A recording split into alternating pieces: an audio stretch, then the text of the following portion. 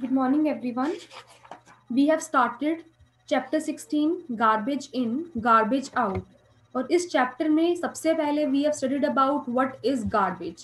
तो anything which is of no use for us that comes under the category of garbage. उसके बाद हमने पढ़ा था how to deal with the garbage. Dealing with garbage उसमें हमने एक लैंडफिल का कंसेप्ट पढ़ा था. So landfill is a place और अ एरिया जहाँ पे पूरे टाउन का और पूरे सिटी का जो वेस्ट है वो कलेक्ट किया जाता है और उसके बाद सेपरेशन के थ्रू ओनली बायोडिग्रेडेबल वेस्ट को वहाँ पे रखा जाता है एंड नॉन बायोडिग्रेडेबल वेस्ट को देन आगे फैक्ट्रीज में रिसाइकलिंग के लिए सेंड कर दिया जाता है. अब जो लैंडफिल जब वो उसमें वेस्ट आप उसमें पॉर करते जा रहे हो ultimately one day it will get full. तो बहुत बड़ा एरिया होता है. जब वो फुल हो जाएगा देन व्हाट विल हैपन कि उसको हम सॉइल के साथ उसकी लेयरिंग कर देंगे ऊपर से और उसके अंदर जो भी वेस्ट है वो धीरे धीरे मेन्योर की फॉर्म में कन्वर्ट होता जाएगा and it will be beneficial for the fertility of the soil as well. और उसके ऊपर हम प्लेग्राउंड या कोई ऐसा गार्डन भी बना सकते हैं. तो इस वे से हम एक वेस्ट को ट्रीट कर सकते हैं. हम अब और भी वेस्ट पढ़ेंगे. वर्मी कंपोस्टिंग भी है, कंपोस्टिंग भी है, जिसके थ्रू हम पढ़ेंगे कि how to treat the waste. तो सबसे पहले the concept is the segregation of waste. Waste को अलग करना चाहिए. सो आपने अपने घरों के आसपास लोकेलिटीज में जरूर देखा होगा कि there are two colours of bins have been placed. One is blue colour and other is of green colour. तो ग्रीन एंड ब्लू एक अलग सिंबलाइजेशन प्रोवाइड करते हैं कि कौन सा वेस्ट हमने किस बिन में डालना है. So you should be aware of these things. तो सबसे पहले जो ग्रीन बिन होता है it is for biodegradable waste. ये आपको मैंने लास्ट टाइम कराया था what are biodegradable waste and what are non biodegradable waste. तो जो बायोडिग्रेडेबल वेस्ट हैं उनको हम एक बकेट में या एक बिन में डालेंगे और जो नॉन बायोडिग्रेडेबल वेस्ट हैं उसको हम दूसरी बकेट में या दूसरे बिन में डालेंगे. जो बायोडिग्रेडेबल वेस्ट है उसको हम मिन्योर में कन्वर्ट कर सकते हैं बिकॉज इट इज ऑर्गेनिक. ठीक है. बट जो नॉन बायोडिग्रेडेबल वेस्ट है such as we can say plastic bottles, glass, metals, ऐसी जो चीजें हैं जो नॉन बायोडिग्रेडेबल वेस्ट होता है दैट इज जनरली रिसाइकलेबल. उसको फिर हम फैक्ट्रीज में भेज देते हैं कि वो रिसाइकल हो जाए. ठीक है. सो इसलिए segregation of waste is very important. और आजकल सफाई कर्मचारी भी आपको घर घर जाके बोल रहे होंगे कि अपने घरों में 2 बिन्स लगाएं, one for biodegradable waste and another one for non biodegradable waste. So color is not that important, your effort is important. So ऐसे नहीं कि आपके पास ग्रीन या ब्लू बिन नहीं है तो आप उसको वेस्ट को सेग्रीगेट नहीं कर सकते. Take any of the old bucket from your house. ठीक है. कोई भी ओल्ड पॉट चलेगा, बकेट चलेगा. तो आपने बस उसकी लेबलिंग करनी है या आपको ये पता होना चाहिए कि किसमें हमने बायोडिग्रेडेबल वेस्ट डालना है और किसमें हमने नॉन बायोडिग्रेडेबल वेस्ट उसमें डालना है. तो बायो एंड नॉन बायो जो वेस्ट होंगे उनको अलग अलग डालना है. तो जब भी आपके जो कर्मचारीज होंगे, सफाई कर्मचारीज होंगे, वो जो भी वेस्ट कलेक्टर होंगे वो आपके घर में जब जब वेस्ट को कलेक्ट करने आएंगे तो आप उनके अलग अलग बॉक्सेस में अपना वेस्ट डाल सकते हो. So it will make their work easy.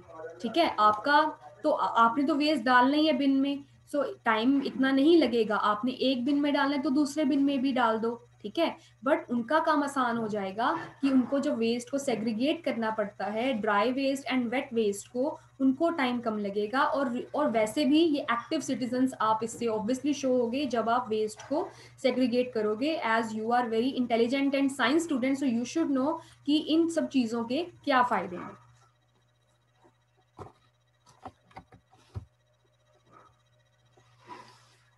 Next is the composition of the 2 bins. जैसे मैंने आपको ग्रीन बिन में बताया it includes kitchen waste, food residues, decaying fruits, vegetable and their peels, garden litter etcetera. वो सब green bin में जाएगा. अब जो ब्लू बिन है उसमें recyclable waste like paper, plastic, metal, glass and various other materials will be there. In major cities, municipal corporation provides separate garbage bins. Green bins are for collecting compostable waste or biodegradable waste, and blue bins for collecting the recyclable materials, or we can simply say non-biodegradable waste like plastic, paper, metal, and glass. Okay, so paper is in category of biodegradable waste. Paper is also biodegradable, but it is best to recycle the paper. ठीक है, paper अगर जितना ज्यादा recycle होगा उतना हमारा trees पे pressure कम पड़ेगा, नहीं तो ट्रीज कट करने पड़ते हैं पेपर को बनाने के लिए. तो जितने हम पेपर को रिसाइकल करेंगे उतना पेड़ कम कटेंगे और it will make our city or make our area more cleaner and more greener.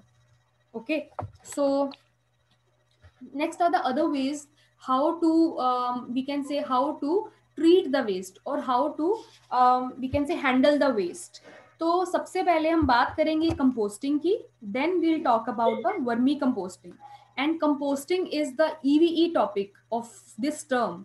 Composting आपका ईवीई टॉपिक भी है, तो हम आज ही साथ में डिस्कस कर लेंगे about your ईवीई topic because it relates with this chapter. So your ईवीई topic is composting. अब कंपोस्टिंग होता क्या है? Okay, on page number 157 you can see paragraph, जो येलो बॉक्स है उसके नीचे 1 2 3 थर्ड पैराग्राफ की आप लास्ट लाइन देखो. The rotting and conversion of some materials into manure is called composting. The rotting and conversion of some materials into manure is called composting. अब composting होता क्या है? So it is a biological process in which some microorganisms decay the organic matter. ठीक है, एक biological process है जिसमें micro organisms decay करते हैं ऑर्गेनिक मैटर को. Micro organisms means bacteria, fungi, ऐसे जो ऑर्गेनिजम्स जो बहुत छोटे होते हैं, they we can not see them with our naked eyes, उनको हम माइक्रोस्कोप्स की हेल्प से ही देख सकते हैं. तो under the microscope we can see them. तो माइक्रो ऑर्गेनिजम्स जो हैं ऐसे ऑर्गेनिक वेस्ट को अगर वो डिकम्पोज कर दें, डिके कर दें अंडर द कंट्रोल्ड कंडीशंस, ठीक है, एंड उसको वेस्ट को कन्वर्ट करके मेन्योर में फॉर्म कर दें, this process is known as composting. And उस कंपोस्टिंग से जो मेन्योर हमारे पास आई है that is called compost. Vermi composting is different from composting in the fact कि कंपोस्टिंग में माइक्रो ऑर्गेनिजम्स यूज होते हैं एंड वर्मी कंपोस्टिंग में कुछ और यूज होता है, वो हम अभी डिस्कस करेंगे.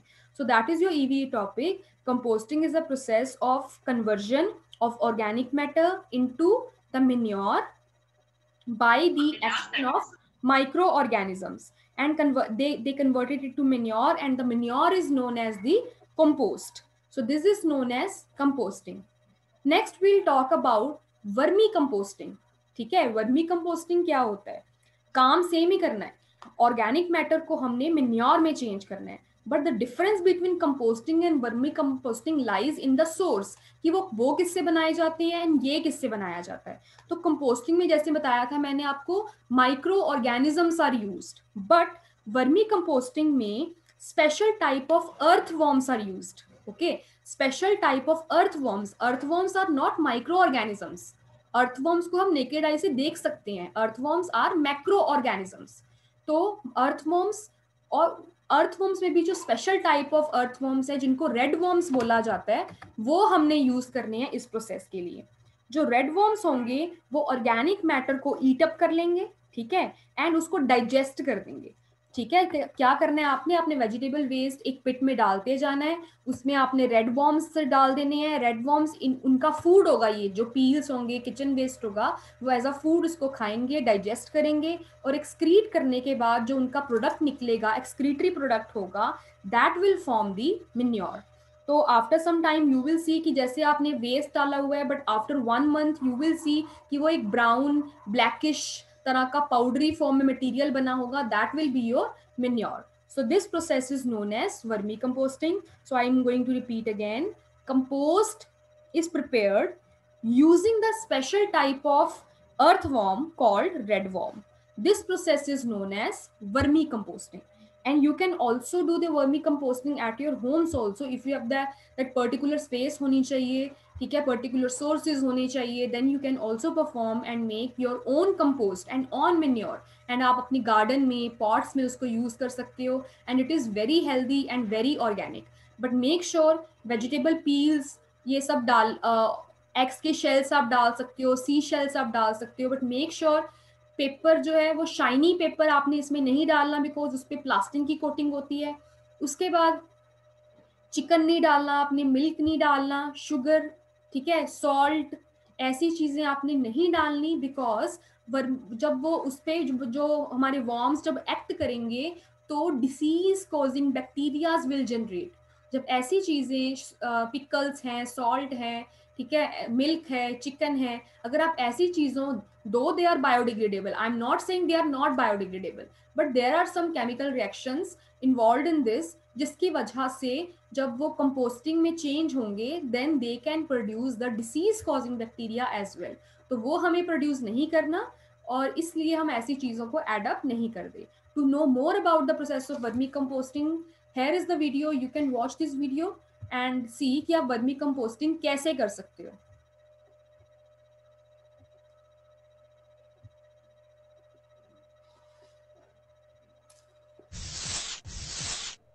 Vermicomposting. Vermicomposting is a method of making compost with the help of red worms.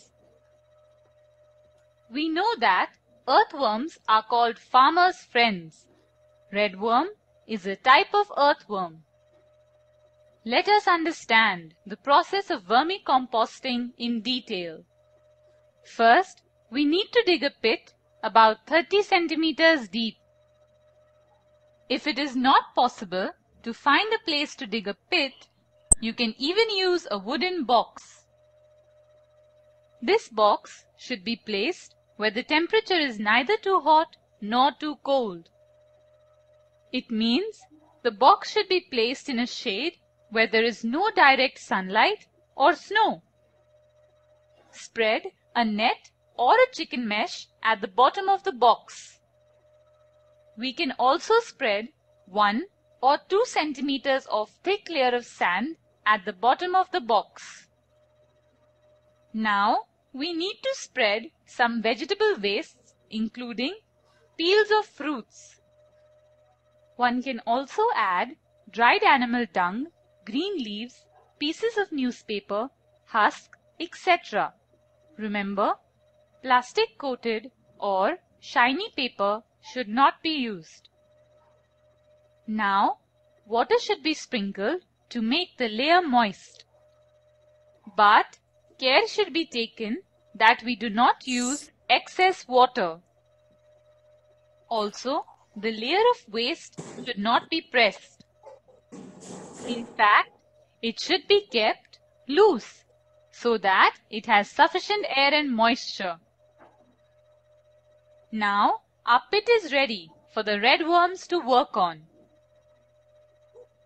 We need to cover these worms either with a gunny bag or a layer of grass or an old sheet of cloth.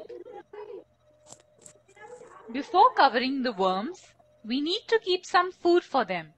The food may include fruit and vegetable peels, coffee and tea remains, and weeds. Remember that wastes that contain salt, pickles, oil, vinegar, meat, or milk should not be used as food for the worms, because these substances help in the growth of disease-causing small organisms. The red worm do not have teeth. They have a structure called a gizzard. It is advisable to add eggshells or seashells. The shells help the red worms to grind their food. Another interesting fact about a red worm is that it can eat food equal to its own weight in just one day. If proper care is taken of the worms, their number can become double in a month's time. Remember that red worms do not survive in very hot or very cold surroundings. Also, they need moisture around them. It is necessary to gently mix and move the top layer once in a few days so that it remains loose. After 4 weeks, observe the content carefully. You will find that it looks like soil. This means that the vermicompost is ready.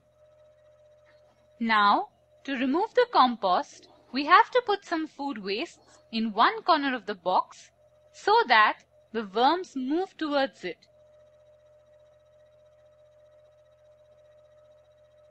Remove the compost from the vacated part and dry it in the sun for a few days. The remaining compost, which contains most of the worms, can be used to prepare more compost or share it with someone else. Once the compost is properly dried, it is ready to use. Vermicompost is an excellent manure and is also cost-effective. It can be used in pots, gardens, agricultural fields, etc. So I guess through this activity you will be able to know how vermicomposting is done. तो आपने देख लिया कि composting में क्या क्या डालना है और क्या क्या नहीं डालना. सो इसलिए जो रेड वर्म्स होते हैं वो चेंज करते हैं वेस्ट को into the usable form. So therefore they are known as farmers friend, because वो फार्मर के फ्रेंड की क्यों काम करते हैं, बिकॉज दे फॉर्म मेन्योर. जो मेन्योर होगी वो हम यूज कर सकते हैं to increase the fertility of the soil. So they are known as farmers friend. Next हम बात करेंगे द 4R प्रिंसिपल के बारे में. सो 4R principle is reduce, reuse, recycle, recover. अब हर एक टर्म का आपको मतलब पता होना चाहिए. सबसे पहले I am going to talk about reduce. It is the first step of waste management which includes generating as less waste as possible. Reduce means wastage को produce करना ही reduce कर दो. ठीक है. So less waste as possible. जितना कम कर सकते हो आप waste की production को उतना कम कर दो. So we should minimize such using such items that create more waste, such as item using excessive packaging materials. For example, ऐसी चीज़ों को हम रिड्यूस कर सकते हैं जिसमें बहुत ज़्यादा पैकिंग हो, जिसमें बहुत ज़्यादा प्लास्टिक की पैकिंग हो, तो हम ऐसी चीज़ों को अवॉइड कर सकेंगे. और फॉर एग्जाम्पल जब हम मार्केट में जाएंगे, rather to ask for polythene bags, हम अपना खुद का बैग, इवन क्लोथ का बैग या जूट का बैग हम लेके जाएं शॉपिंग करने के लिए. तो उसमें हम जो भी ग्रोसरीज हैं, वेजिटेबल्स हैं, फ्रूट्स हैं, जो भी हम शॉप कर रहे हैं, तो उसमें हम डाल सकते हैं. So this is how the process is reduced. Very good. So this was about the first R, that is reduce. Second is reuse. Reuse का मतलब ही क्या होता है कि आप क्या करोगे, उन मटेरियल को reuse करोगे. Reuse means that we should use object which can be used again and again, such as metallic utensils, rechargeable batteries, pens, cans, plastic bags, etc. Suppose reuse का मतलब है कि अगर किसी चीज को आप दोबारा से यूज कर सकते हो तो उसको यूज करो, रादर कि आप उसको फेंक दो. कोई मेटल के यूटेंसिल्स खराब हो गए हैं, फेंकने की बजाय क्या करोगे आप उसको ठीक करवा के यूज करो. ठीक है. इवन रिचार्जेबल बैटरीज हैं, बैटरीज एक बार खत्म हो गई, आपने दोबारा से नई बैटरीज ले ली, उसको फेंक दिया. ऐसे नहीं होना चाहिए. रिचार्जेबल बैटरीज को आप दोबारा से रिचार्ज करके यूज करो. उसके बाद लाइक पेन्स होते हैं, लाइक पेन्स की बॉडीज भी तो प्लास्टिक की बनी होती है. सो रादर कि आप न्यू पेन ही खरीदो, बट आपको एक रिफिल यूज करना चाहिए ताकि जो प्लास्टिक वेस्टेज है वो रिड्यूस हो जाए. और प्लास्टिक बैग, सपोज आप बाय चांस एक प्लास्टिक बैग आपके पास है, उसको बार बार यूज करें, उसको ऐसे ही वेस्ट में ना फेंके. ठीक है. बार बार उसको यूज करें. So this comes under the second R, that is reuse. Next is recycle.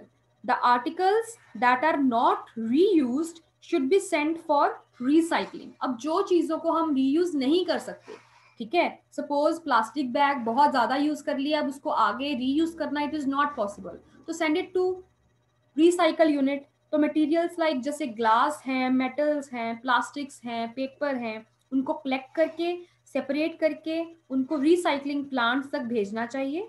So new products उसमें से बन सकते हैं. New products means recycled paper से बैग्स बन सकते हैं, गिफ्ट रैपर्स बन सकते हैं, ग्रीटिंग कार्ड्स बन सकते हैं. सो हमने उस पेपर को रिसाइकल करके कुछ और पार्ट में या कुछ और प्रोडक्ट में चेंज कर दिया. So this is recycle. And finally we have recover. तो रिकवर का मतलब क्या है? When reuse and recycling of waste is not possible. अगर किसी वेस्ट को यूज करना दोबारा से या रिसाइकल करना it is not possible, then उसे रिकवर किया जाता है। रिकवर का आप इस एग्जांपल्स के थ्रू समझ सकते हो। Suppose for example fruit and vegetable peels है हमारे पास, ठीक है, या पुराने कपड़े हैं, रैक्स हैं, हम उसको रीयूज भी नहीं कर सकते, हम उसको रिसाइकल भी नहीं कर सकते, ठीक है। फ्रूट एंड वेजिटेबल पील्स को आप क्या रिसाइकल करोगे? तो उसको हम रिकवर मीन्स उसको कन्वर्ट कर देना चाहिए इनटू मेन्योर। जैसे मैंने आपको वर्मी कंपोस्टिंग और कंपोस्टिंग के बारे में बताया है, तो उस वे से ऐसे वेस्ट को हमें मेन्योर में कन्वर्ट कर देना चाहिए। तो इस वे से हमने उसको रिकवर कर लिया। So this is 4R principle: reduce, reuse, recycle and recover. Next I'm going to talk about that how to recycle paper. So very interesting process कि आप पेपर को recycle कैसे कर सकते हो। इसके लिए आपको old newspapers, magazines, used envelopes, notebook जो use हुई हैं और any other paper जो आपके use का नहीं है, but plastic coated shiny paper it will not be included in this. तो इसमें आपको एक फ्रेम चाहिए जो कि वायर मैश, पूरी वायर की पूरी वायरिंग हो उसके ऊपर, ऐसा आपको फ्रेम चाहिए। इसके लिए सबसे पहले आपको पेपर जो गिवन आपने पेपर लिए हैं, एक बॉक्स में इकट्ठे किए हैं, उसको आपने स्मॉल पीसेस में काट देना है। उसके बाद आपने उसको पानी में डाल देना है और फॉर 1 डे वो पानी में ऐसे ही डिप्ड रहेंगे। नेक्स्ट डे आपको उसको मैश करना है। तो मैश करने से क्या होगा, it will form a paste. Paper and पानी को मैश करके एक पेस्ट बन जाएगी। उस पेस्ट को आपने वुडन फ्रेम में जहां पे वायर मैश लगी हुई थी, ठीक है, जाली लगी हुई थी, वहां पे आपने उसको बिल्कुल इवनली स्प्रेड कर देना है। उसके बाद यू हैव टू वेट कि वो अच्छे से सूख जाए और एक्सेस वाटर उसमें से निकल जाए।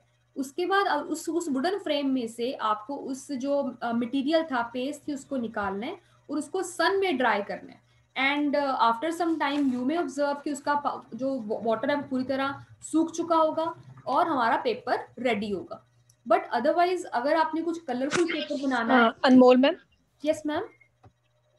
Ma'am my own class is there, so इसमें आपने क्या करना है, जब भी आप आपने सन में उसको ड्राई करने से पहले, इफ़ यू वांट कि आपका पेपर और भी अच्छा हो या थोड़ा सा शाइनी हो, तो आपने उसमें food colour, pieces of dry leaves और फ्लावर पेटल्स और pieces of coloured paper you can add in the paste before getting dried in the sun. Spread करने से पहले उसको आप उसमें कलरिंग या ऐसे कुछ डाल सकते हो, तो आपका जो रिजल्टिंग पेपर आएगा वो एक ब्यूटीफुल पैटर्न का बना हुआ पेपर आपके पास आएगा। So in the next video, you can also see how to make the paper, how to recycle the paper. Now we will learn about the recycling of paper. Paper recycling is the process of recovering waste paper and remaking it into new paper products. For recycling of paper, old newspaper, old envelopes, magazines, old notebook, useless paper, a bowl and a wooden frame of wire sieve is required. The steps involved are: soak newspaper and waste paper in water for a day or two. Squeeze out the excess water. Crush the soaked paper to get a paste. After that, fill the bowl with water. Paper waste in the bowl. Stir it. Immerse the frame of wire sieve in the watery suspension in the bowl. Slowly remove the frame from the suspension and steadily place it in horizontal position. Now separate the layer of paste from the frame. Wait for the water to drain.